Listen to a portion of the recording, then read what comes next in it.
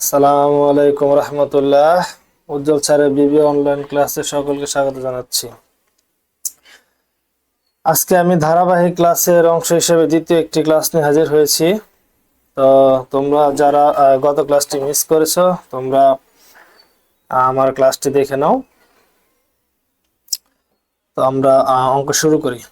Mister Joy started his own delivery service Joy deliveries on May 1, 2015. The following transaction occurred during the month of May. তার মানে mister জয় একটি ব্যবসা শুরু করলো 2015 সালে 1 মে। তো নিম্নোক্ত লেনদেনগুলো হয়েছিল। তো আমরা যে ব্যাপারটা জানি সেটা হলো যে ইকুয়েশন অঙ্কগুলো রয়েছে, এটা দুই ধরনের কোম্পানি হয়। একটা সার্ভিস রেভিনিউ কোম্পানি, একটা মার্চেন্ডাইজিং কোম্পানি। তো আমরা সার্ভিস রেভিনিউ কোম্পানি অঙ্কগুলো করতেছি। এইটাও আমাদের সার্ভিস রেভিনিউ কোম্পানির অঙ্ক। তো প্রথম লেনদেন May 1, মিস্টার জয় ইনভেস্টেড টাকা 30,000 ক্যাশ ইন দ্য বিজনেস। 30,000 টাকা নিয়ে ব্যবসা শুরু করলো। তাহলে আমাদের এখানে যে কাজটা করতে হবে, ক্যাশ বাড়বে 30,000 আর এদিকে ক্যাপিটাল বাড়বে। সম্পদ পাশে বৃদ্ধি পেলে দায় পাশেও বৃদ্ধি পায়। এরপরে পারচেসড আ ভ্যান। ভ্যান বলতে ভ্যান গাড়ি, যেগুলো ডেলিভারি ভ্যান, 10,000 টাকা দিয়ে। 2,000 টাকা নগদে দিয়েছি, আর বাদ বাকি টাকার জন্য এটা নোটস পেয়েবল সাইন করেছি, প্রদেয় বিল ইস্যু করেছি আর কি। তো আমাদের সম্পদ পাশে বৃদ্ধি পাবে 10,000। এই ডেলিভারি ভ্যান নামে 10,000 লিখতে হবে এইখানে। এবং ক্যাশ কমবে 2,000 টাকা, যেহেতু নগদ চলে গেছে 2,000 টাকা। আর বাদ বাকি 8,000 টাকা আমাদের নোটস পেয়েবল বৃদ্ধি পাবে। আমাদের তিনটা কাজ এখানে, ভ্যান 10,000 বাড়বে, 2,000 টাকা ক্যাশ কমবে, আর নোটস পেয়েবল 8,000 টাকা বৃদ্ধি পাবে। এরপরে পেইড 5,000 টাকা ফর অফিসিয়াল ফর 2 মান্থস। 2 মাসের ভাড়া আমি অগ্রিম দিয়েছি, কারণ এখানে 2 মাস বলা আছে বিধায় বুঝতে হবে অগ্রিম। আমাদের অঙ্ক 1 মাসে হয়, 1 মাসে বেশি থাকলে অগ্রিম হয়। তাহলে আমাদের প্রিপেড রেন্ট নামে একটা ঘর তৈরি করতে হবে সম্পদ পাশে। প্রিপেড রেন্ট 5,000 টাকা আর ক্যাশ কমবে 5,000 টাকা। আমি যে নিয়মাবলী লিখে দিয়েছি ওখানে তোমরা দেখতে পাবা যে যদি একই দিকে দুইটা লেনদেন হয়, একটা সম্পদ বাড়ে, একটা সম্পদ কমে। আমাদের প্রিপেড রেন্ট বৃদ্ধি পেয়েছে এবং ক্যাশ কমেছে। আচ্ছা, এরপরে পারফর্ম 2,400 টাকা অফ সার্ভিস অন অ্যাকাউন্ট। আমি 2,400 টাকার একটা সেবা দিয়েছি কাস্টমারদের বাকিতে। আমাদের সেবা দিলে আয় হয়, আয় হলে আমাদের এদিকে ক্যাপিটাল বৃদ্ধি পাবে, যাবতীয় আয় বা লাভ আমাদের বাড়বে। আর এইদিকে যেহেতু বাকিতে হয়েছে, এর জন্য দেনাদার বৃদ্ধি পাবে বা প্রাপ্য হিসাব বৃদ্ধি পাবে। অ্যাকাউন্ট রিসিভেবল 2,400 আর এদিকে ক্যাপিটাল 2,400 টাকা। সম্পদ পাশে বৃদ্ধি পেয়েছে এবং দায় পাশেও বৃদ্ধি পেয়েছে। এরপরে পারচেজ সাপ্লাইজ ফর 500 টাকা অন অ্যাকাউন্ট। 500 টাকা একটা সাপ্লাইজ ক্রয় করছে বাকিতে, তাহলে আমাদের সাপ্লাইজ বৃদ্ধি পাবে 500 টাকা এদিকে, আর অ্যাকাউন্টস পেবল বৃদ্ধি পাবে 500 টাকা। এদিকে বৃদ্ধি পেলে এদিকেও বৃদ্ধি পায়, বাকিতে বিদায় আমাদের দায় পাশে বৃদ্ধি পেয়েছে। এরপরে 17 তারিখ receive cash 750 for service provided on May 4। মের 4 তারিখে আমি যে 2,400 টাকা বাকিতে সেবা দিয়েছিলাম, 17 তারিখে এসে সেখান থেকে 750 টাকা ক্যাশে পাওয়া গেছে। তাহলে আমাদের ক্যাশ বাড়বে 750 আর অ্যাকাউন্ট রিসিভেবল কমবে 750।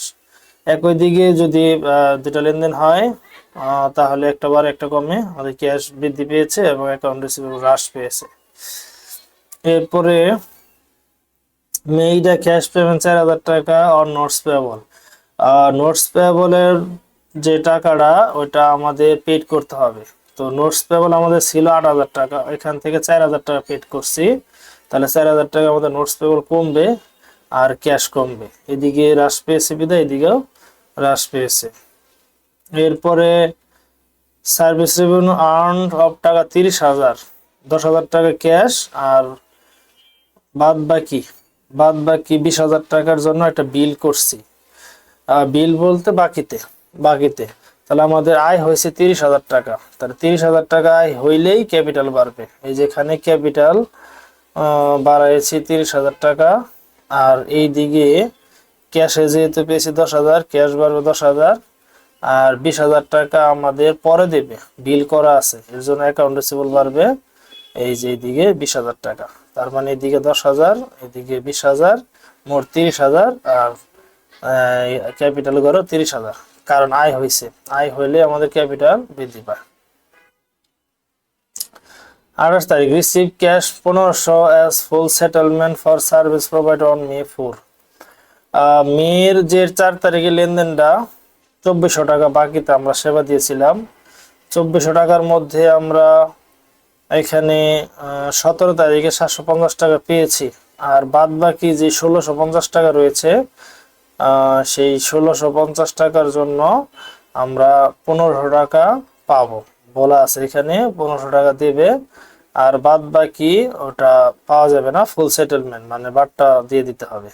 তাহলে 1500 টাকা আমাদের ক্যাশ বাড়বে, ক্যাশ বাড়ছে 1500 টাকা, আর 1650 টাকা আমাদের অ্যাকাউন্ট রিসিভেবল কমবে, কারণ ওদের কাছে আমি টাকা পাইতাম 1650 টাকা, কিন্তু এখন ক্যাশ বাড়াবো 1500 টাকা, আর বাদ বাকি 150 টাকা পাওয়া যাবে না, এর জন্য ক্যাপিটাল থেকে কমবে।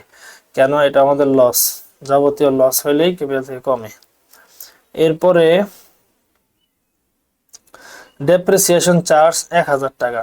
ডেপ্রিসিয়েশন এটা একটা খরচ, ক্ষতি, তাহলে আমাদের এদিকে ক্যাপিটাল থেকে কমাতে হবে 1000 টাকা। আর অ্যাকাউন্ট রিসিভেবল নামে একটা কলাম হবে দায় পাশে, তাহলে 1000 টাকা এখানে বাড়বে আর এদিকে কমবে। একই দিকে দুটা লেনদেন থাকলে একটা কমে একটা বাড়ে। এরপরে পেইড 1000 টাকা ফর এমপ্লয় স্যালারি, যারা কর্মচারী ছিল ওদের 1000 টাকা বেতন দেওয়া হয়েছে, এটা ব্যয় হয়েছে। ব্যয় হইলে আমাদের ক্যাপিটাল কমে। এই যে এদিকে ক্যাপিটাল কমাইছে 1000 টাকা, আর এইদিকে যেহেতু পেইড বলা আছে নগদে বলা থাকলে ক্যাশ কমবে 1000 টাকা। এরপর আমাদের এখানে এন্ট্রি শেষ। তারপরও এখানে আরো একটা এন্ট্রি ওরা কাজ করেছে, সেই এন্ট্রিটা কোনটা? 3 তারিখের যে এন্ট্রিটা 5,000 টাকা অফিস রেন্ট ফর 2 মান্থস, এই অফিস রেন্টটা 2 মাসের জন্য ছিল। তাহলে 1 মাসেরটা তো আমাদের অঙ্ক, 1 মাসেরটা খরচ দেখায় দিতে হবে। এটা অঙ্কে যদি বলা থাকে তাও করতে হবে, না বলা থাকলেও করতে হবে। তাহলে 5,000 টাকা যদি 2 মাসের হয়, 1 মাসে কত? 2500 টাকা। তাহলে 2500 টাকা আমাদের খরচ হয়ে গেছে, এটা বুঝে নিতে হবে। তাহলে খরচ হলেই ক্যাপিটাল থেকে কমে, এই যে 2500 টাকা, আর প্রিপেড ঋণ থেকে কমবে 2500 টাকা। এরপর আমাদের ব্যালেন্স করতে হবে, নগদের ঘরে এত টাকা, এরপরে আমাদের অ্যাকাউন্ট রিসিভেবল, সাপ্লাইজ, ভ্যান সবগুলি যোগ করতে হবে। যোগ করে আমাদের ব্যালেন্স আসছে 63,250, আর দায় ও মালিকানা সত্ত্বের পাশে 63,250। তো এই হলো আমাদের আজকে আরেকটি অঙ্ক। তো ইনশাল্লাহ আমাদের যে ধারাবাহিক ক্লাস চলতেছে, তোমাদের যদি ক্লাসটি ভালো লেগে থাকে অবশ্যই শেয়ার করবে এবং লাইক কমেন্টস তো অবশ্যই করবে।